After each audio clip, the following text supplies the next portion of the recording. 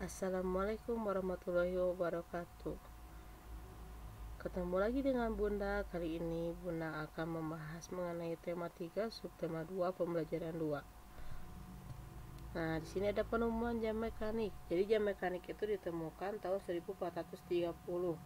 Masyarakat Eropa mengenal jam yang menggunakan pegas. Lalu selanjutnya pada tahun 1656 terjadi perkembangan yang pesat dengan ditemukannya jam lonceng. Jadi pada waktu jam itu sudah menunjukkan adanya jarum menitnya. Lalu selanjutnya tahun 1920 ditemukan jam saku dan kemudian ditemukan juga jam tangan. Nah, di sini manusia terus melakukan inovasi untuk memiliki penunjuk waktu yang semakin tepat dan dapat digunakan sesuai kebutuhan pribadi.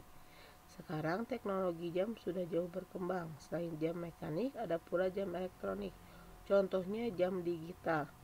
Manusia kemudian dapat menggunakan berbagai pilihan teknologi penunjuk waktu sebagai pedoman waktu pribadi dalam melakukan kegiatannya dalam sehari-hari. Nah, sekarang perhatikan ya. Nah, ini adalah jam matahari. Yang pertama itu jam matahari pada tahun 3500 sebelum Masehi. Lalu selanjutnya ada jam air atau klepsidra. Nah, klepsidra ini ditemukan di Mesir. Lalu ada jam gajah. Jam gajah ini ditemukan oleh ilmuwan Islam bernama Al-Ghazali. Ya, ini jam ini berbentuk gajah, jadi di dalam perutnya itu terdapat air. Nah, ini jam air gajah yang paling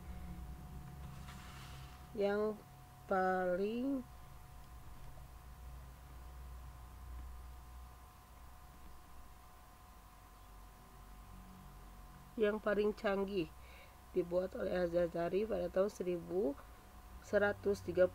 sampai 1206. Nah, jam ini juga terdapat atau dibuat oleh orang Qatar dan disimpan di dalam mallnya ya. Jadi ini setiap jam itu pasti berbunyi. Jadi si gajahnya itu berbunyi setiap jamnya. Jadi itu penunjuk waktunya itu. Lalu yang selanjutnya itu ada ini juga sama ditemukan oleh Al-Ghazali, seorang astronomi. Nah, ini adalah jam astronomi terbesar yang dibuat, namanya Castle Clock. Lalu yang selanjutnya, masyarakat Eropa baru mengenal jam itu pada tahun 1300-an.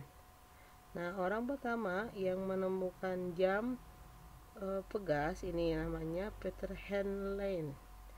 Nah, selanjutnya berkembang lagi sampai seperti sekarang menggunakan jam digital. Jadi sejarahnya panjang ya untuk jam itu. Nah, sekarang perhatikan mengapa penemuan jam berkembang dari waktu ke waktu. Perhatikan ya, karena jam menjadi patokan waktu sehingga terus berkembang agar mampu menunjukkan waktu yang pasti dan akurat. Yang kedua, apa manfaat jam dalam kehidupan sehari-hari? Iya, sebagai penunjuk waktu. Nah, di sini ada Siti selalu tepat waktu.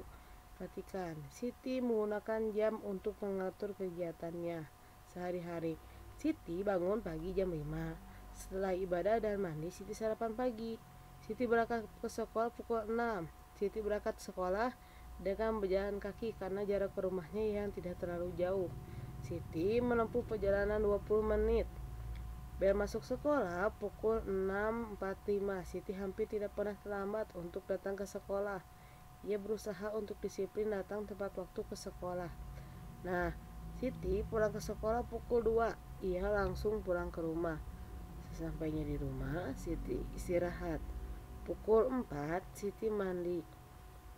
Setelah ibadah dan makan malam, Siti pun belajar. Ia belajar dari pukul 7 sampai setengah 9. Ia mengerjakan PR, belajar untuk materi esok hari atau belajar untuk persiapan tes. Siti juga mengumpulkan tugas-tugasnya tepat waktu.